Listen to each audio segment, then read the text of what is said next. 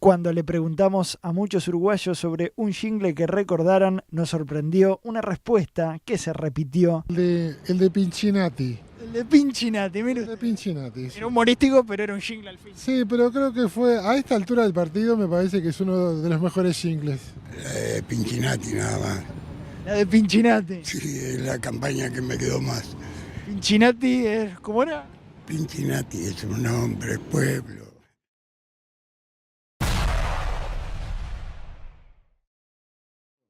Yo le hice un jingle. ¿Le hiciste el jingle? Sí, jingle político, sí. Que decía así: Pinchinati también tiene madre. Pinchinati también tiene fe. Pinchinati es un hijo de pueblo. Pinchinati trepa, yo lo votaré. En 1989, Uruguay atravesaba el segundo periodo electoral desde la dictadura.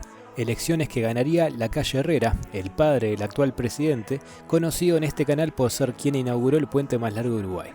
Pero esas elecciones tienen una particularidad, ya que son recordadas no por los candidatos políticos que tuvieron de campaña, sino por un falso político, por una parodia. Un falso candidato que se convirtió en uno de los personajes cómicos más recordados del país y que realmente despertó pasiones. La uruguayada de hoy es la historia de Pinchinati, su origen basado en un político que realmente existió y su insólito legado. Para hablar de Pinchinati hay que hablar de Ricardo Espalter, y para hablar de Espalter hay que hablar de un grupo de cómicos uruguayos surgido en los años 60 que no solamente la rompió en Uruguay, sino que también en Argentina y otros países de la región. Además de Ricardo Espalter, hablamos de Eduardo D'Angelo, Enrique Almada, que para los que no saben es el padre de este otro Almada que toca el piano con Tinelli, Julio Frade y Berugo Carámbula, entre otros, que formaban parte de un programa de humor llamado Telecataplum. Si usted quiere olvidar que está casado, Telecataplum. Si usted quiere olvidar que está empeñado, Telecataplum. Telecataplum con el tiempo derivó en otros programas de televisión en Argentina y Chile, entre otras tantas actividades que pusieron a estos cómicos uruguayos en lo más alto del humor rioplatense, al mismo nivel, por ejemplo, de figuras como Olmedo. Entre idas y vueltas, obviamente la historia es más compleja, pero el video no va de eso, a fines de los años 70, muchos de estos cómicos se abrieron de Telecataplum, que salía por Canal 12, y se fueron para el Canal 10, creando así Decalegrón. D'Angelo y yo inventamos Decalegrón. Y lo inventamos junto con Espalter, con Almada y con Soto. Le pusimos Decalegrón. La alegría en Canal 10.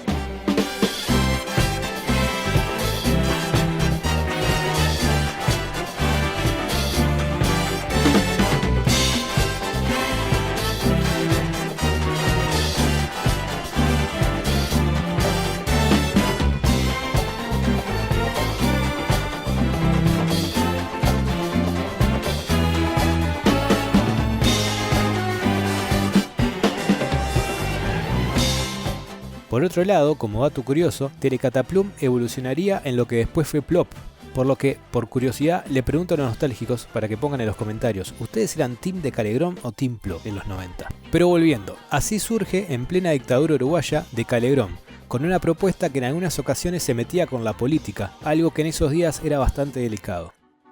En Uruguay, el humor político resurgió en los últimos años de la dictadura militar, luego del triunfo del no en el plebiscito de 1980.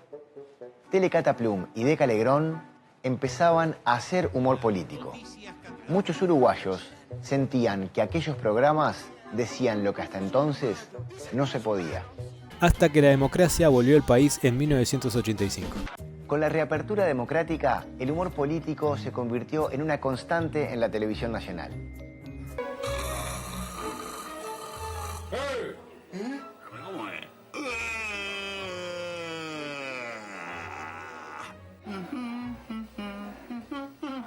¿Viste qué rico está los Aguirre? Ahora vas a ver cómo me mira, te juro, mira, fíjate. Tiernas. Preciosas.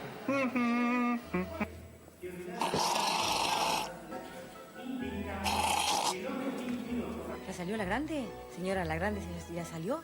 ¿Salió? No, todavía no, yo le jugué mucho. Estoy tan nerviosa que ni le digo. Los blancos quieren interpelar a Sanguinetti porque hay purga lesionado. ¡Qué pulguerío! tal? Opa. Aguanten. Y así, con un camino más allanado después de la vuelta de la democracia, los cómicos de Calderón se inclinarían aún más a hacer humor político. Entonces tenemos a este grupo de cómicos, el contexto social de Uruguay en esos tiempos, y nos falta hablar del verdadero protagonista de este video, Ricardo Espalter. Espalter era un tipo para quedarlo. Ricardo Espalter Arrieta nació en Montevideo el 14 de abril de 1924. Él estudió para hacer pantomima y él empezó, y vimos fotos, nunca lo vi como haciendo pantomimas en la realidad, ¿no? Y bueno, sé que trabajaba, cuando yo nací él estaba trabajando en UTE, o sea, empleado público, y a su vez hacía esto de teatro, de pantomima, y bueno, hasta que un día le ofrecieron empezar en la televisión, ¿no? En un grupo de cómicos donde cada uno de los componentes se diferenciaba del resto, Espalter era el serio que hacía reír solamente con sus gestos.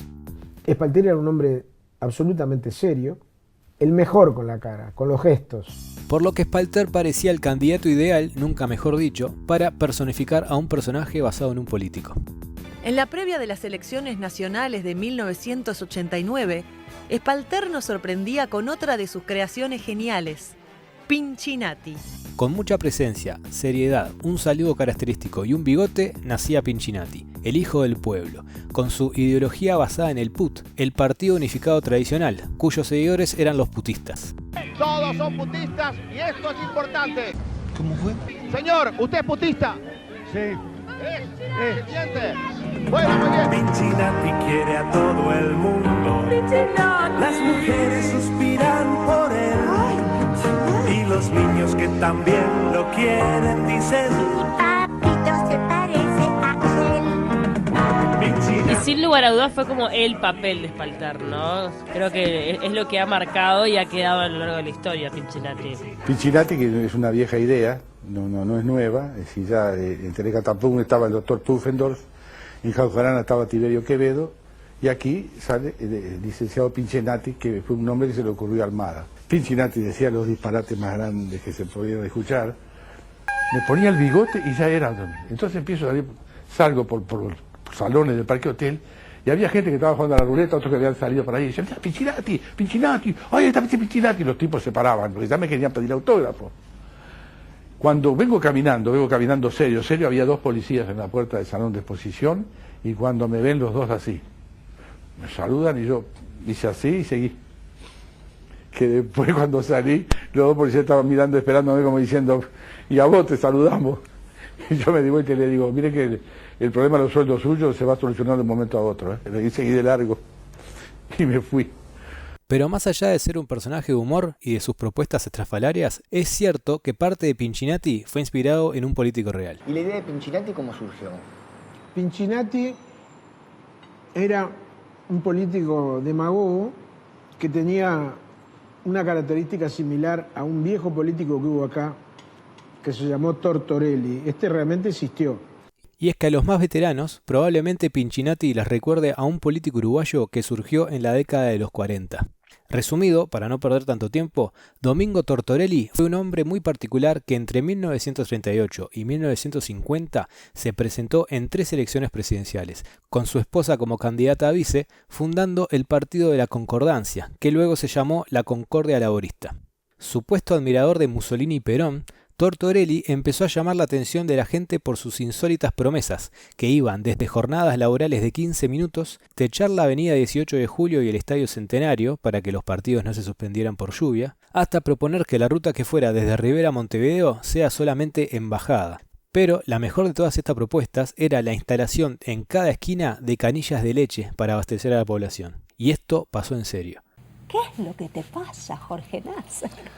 El pueblo escuchaba a Tortorelli con simpatía y humor, pero en ninguna de las elecciones a las que se presentó superó los 60 votos. En las últimas elecciones, solo 38 personas votaron por él. Tremendo pozo, ¿no? Pero a diferencia de Tortorelli, que era un candidato en serio que se lo tomaba para el humor, a Pinchinati, que era un candidato ficticio de humor, se lo empezó a tomar en serio. Lo que suponía ser un sketch más de Decalegrón se convirtió en un fenómeno de masas. Y es que parte de lo que hizo a Pinchinati tan popular fue que era un personaje que no se limitaba a aparecer en el sketch durante el programa de televisión, sino que empezó a salir a la calle a hacer actos en vivo, con participación activa de la gente. Empezamos a hacerlo a Pinchinati dentro del canal, no funcionaba mucho. Y entonces vino D'Angelo, que tiene mucha visión para esas cosas, y dijo, no, Pinchinati tiene que salir a la calle. Porque acá adentro no vamos a conseguir el contacto que se necesita, hay que salir a la calle. Y entonces le hablamos a la familia del frente del canal para que nos prestara el balcón. Y salimos, la primera vez que salió a la intemperie, salió en el balcón de enfrente, donde pasaban algunas personas. Y después fuimos a los barrios, para abajo Isla de Flores y todo eso, a las 3 de la tarde. Pero había poca gente porque, claro, ¿qué sucedía? Todo el mundo está trabajando a esa hora.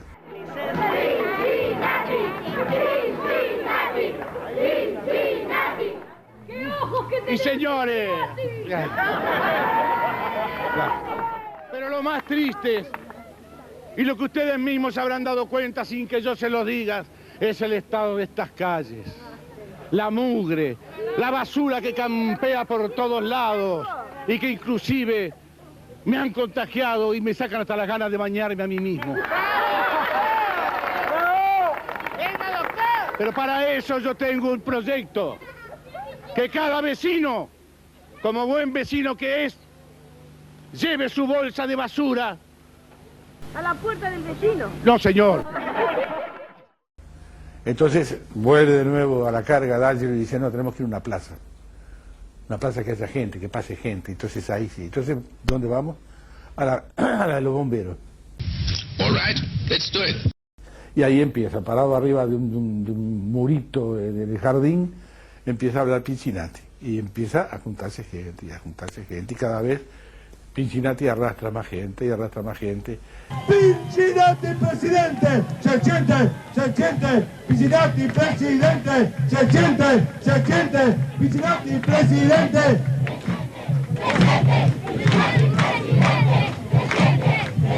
Hasta que un día me dio un poco de vergüenza, porque yo veía gente que pasaba, gente seria, que se paraba y miraba asombrado. Y me daba vergüenza. Entonces por ahí largaba una cosa en serio. Entonces Pinchinati empezó a ser escuchado. Y Pinchinati la gente se divertía. Y Pinchinati se metía en cada lío a veces que no sé cómo salía, porque decía cada disparate y cosas serias que... Pero en serio, Pinchinati llegó a ser tan popular que días antes de las elecciones de 1989 hicieron el acto más grande de todos. Un personaje que realmente llegó a ser muy popular. Tanto que se realizó un acto de proclamación en el Palacio Peñarol, que se vio desbordado por miles de personas. Pero lo más increíble de Pinchinati llega cuando llena el Palacio Peñarol. ¡Qué impresionante! Y eso fue el domingo. El sábado vamos con el director. Yo cuando entré al Palacio Peñarol me quedé impresionado. Me digo, estás loco, esto es mucho para Pinchinati. Digo, y si viene poca gente, me dice, bueno, vos sos del tipo de televisión. Me dice, si viene poca gente, ponemos la cámara allí, no la movemos de ahí, dejamos a esa gente ahí. Nosotros hicimos un acto un día, un domingo, antes de las elecciones, en el Palacio Peñarol. Por supuesto no se cobraba la entrada. Nosotros llegamos a las 2. Desde la 1 estaba lleno el Palacio Peñarol. Señores, vamos a recibir al doctor Pinchinati. Ahí está. Y confieso que cuando salí a hacer Pinchinati y miré lo que era eso, las piernas me hacían así. No se podía creer.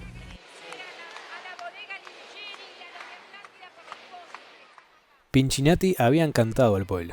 Y bueno, toda la demostración, el afecto de la gente, yo creo que fue uno de los momentos donde él más recibió el cariño de la gente, el estar en contacto, porque una cosa es estar en la pantalla, ¿no? Pero estar en la calle en un acto y ver que está lleno de gente, la gente se te arrima, que te toca, como si fuese... ¡Que arregle toda esta porquería! ¡Que arregle toda esta porquería! Sí, ¿Vamos señor. a la Pinchinati? ¿Cómo no? ¿Qué siente el hombre? ¿Qué lo ve? ¿Por qué lo ve? ¿Cómo lo veo? Es el hombre del momento. ¿Es el hombre? Es el hombre y es el hombre que va a hacer lo que nosotros necesitamos. ¿Usted se siente justicia? Sí. No, futuro. Muchas gracias. Voy a hablar. ¿Usted qué dice? Diga Pinchinati. ¡Pinchinati! ¡Mucha honra! Y acá empieza la confusión.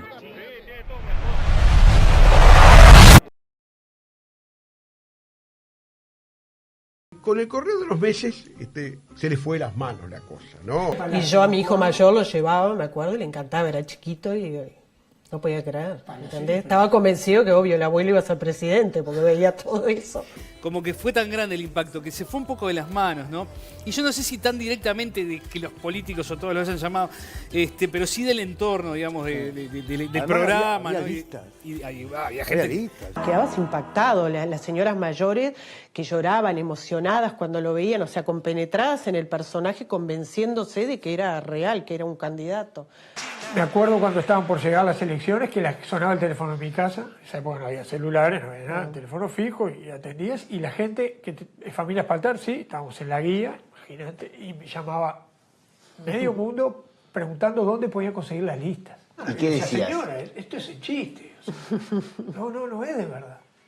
No, pero yo lo quiero votar. Hay gente que se lo tomaba en serio. Pero ahí tu padre, ¿cómo vivía esa cuestión de que alguna gente se creyera y lo de lo que pasa es que ahí fue cuando se dieron cuenta y de arriba les empezaron a decir que aflojaran un poco con el personaje. Con el personaje, porque temían que la gente lo volcara después en la urna, en papeles, con Pinchinati.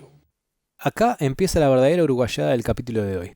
Lo que pasó es que Pinchinati había empezado a ser popular, pero muy popular, y la gente se comprometía en serio con él. Los factores que generaban esto en Pinchinati fueron varios, pero básicamente se puede mencionar su lenguaje sencillo y directo, accesible para todo el mundo, pero también una imagen fomentada por el mismo Ricardo Espalter.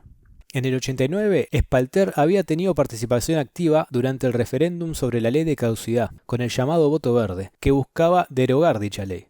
Esa presencia política, entre comillas, pudo ayudar un poco más a hacer más difícil la distinción para algunas personas entre Espalter como persona y Pinchinati como personaje. No sé, la tiro. Todas esas banderas, carteles y merchandising que se veía en el acto del Palacio Peñarol no era hecho por la producción de De Calegrón, era la misma gente la que lo traía.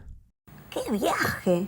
Y sí, podemos decir que probablemente un gran porcentaje de esa gente sabía y entendía que era un chiste, que Pinchinati era un personaje, pero por las dudas valía la pena aclararlo, porque si realmente había gente que veía en Pinchinati a su candidato, el chiste empezaría a perder gracia. Tan fuerte era el impacto de Pinchinati en De Calegrón y en la teleplatea, que una semana antes de las elecciones, Pinchinati tuvo que sacarse el bigote y aclarar que era un personaje de ficción por las dudas. Se acerca el momento de las elecciones, entonces de común acuerdo con las autoridades de arriba, del canal, decidimos que a Pinchinati hay que matarlo, hay que hacerlo desaparecer. Pinchinati es solo un personaje creado para divertir y divertirnos juntos.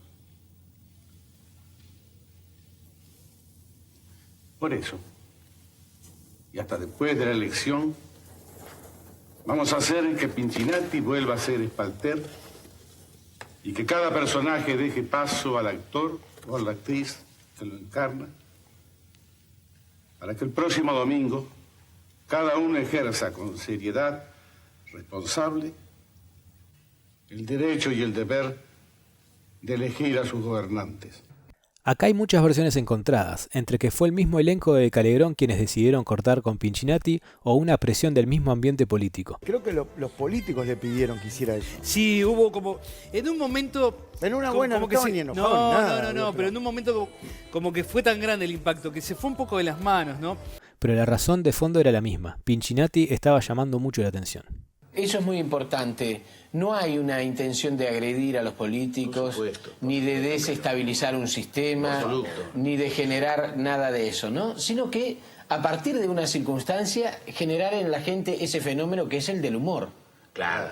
Oye, me le acabo de decir a Espalter que no sabía que en La Nación de anteayer, cualquiera lo puede conseguir, no sé si de anteayer o de tras anteayer, hay un cuarto de página con la foto de él que se llame El interesante caso del líder Pinchinati en Uruguay. Y lo estudia, pero lo estudia como esto, ¿qué pueblo adulto? Claro, sí. No le pega al personaje, lo observa con interés, como lo observamos todos, pero lo ve como lo veo yo, una cosa de un pueblo adulto, con enorme sentido del humor, con el punto de una señora quien va a votar a Pinchinati, sabe muy bien que es un chiste. No hay nadie que va a votar a Pinchinati, somos todos adultos, tenemos la democracia muy adentro, muy asumida, y podemos darnos el lujo de este chiste en una campaña electoral. Dejate de literatura. De hecho, aún después de haberse sacado el bigote, mucha gente lo votó igual. Para anular el voto, o alguno creyendo aún que era de verdad, no, pero aparte, pusieron la lista. y ese fue el día en el que, en Uruguay, hubo que salir a explicar un chiste.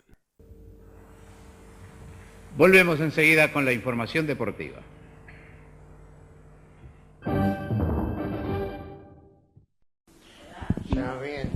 Así fue como Pinchinatti desapareció, tan repentinamente como había aparecido.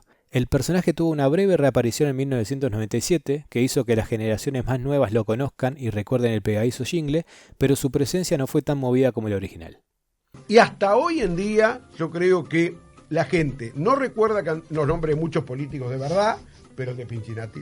Y tal es así que van 8 sociólogos a mi casa a mantener una conversación conmigo, y después de conversar como 3 horas, a los pocos días, ellos sacaron la conclusión de que el fenómeno Pinchinatti se daba, primero, por el gran descreimiento que había de la gente hacia los políticos.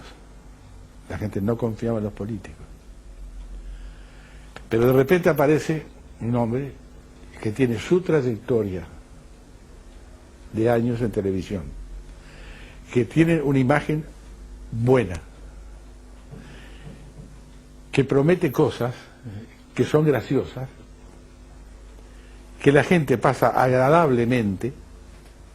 Entonces, ese es el líder. Eso es lo que quieren.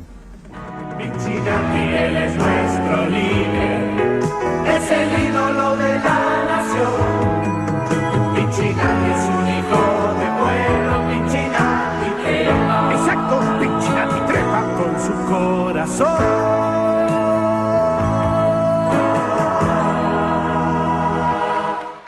Ricardo Espalter falleció el 10 de marzo de 2007 en Maldonado a los 82 años. Dejó en su legado una cantidad de personajes y sketch inolvidables. Les quiero presentar al maestro Luciano Pavarotti. Y si bien a día de hoy se lo recuerda por muchos de ellos, Pinchinatti es el que más quedó en la memoria de los uruguayos. Ya sea por el personaje en sí, por el impacto y el cariño que generó en la gente, por su jingle inolvidable, como también por ser ese político que muchos hubiesen querido votar.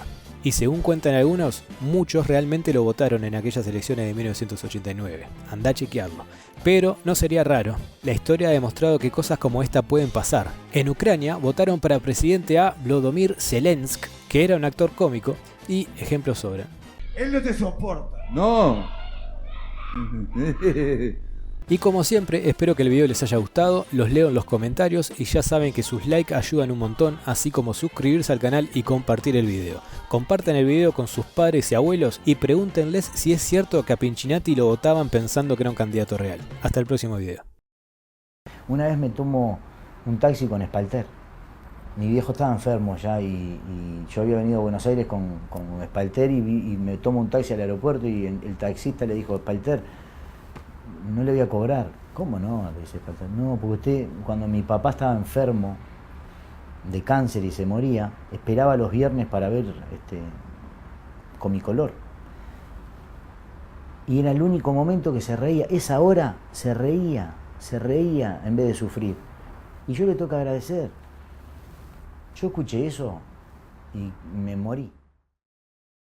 Este está tocado por la varita. ¡Exacto, está tocado! A la puerta del vecino. No, señor.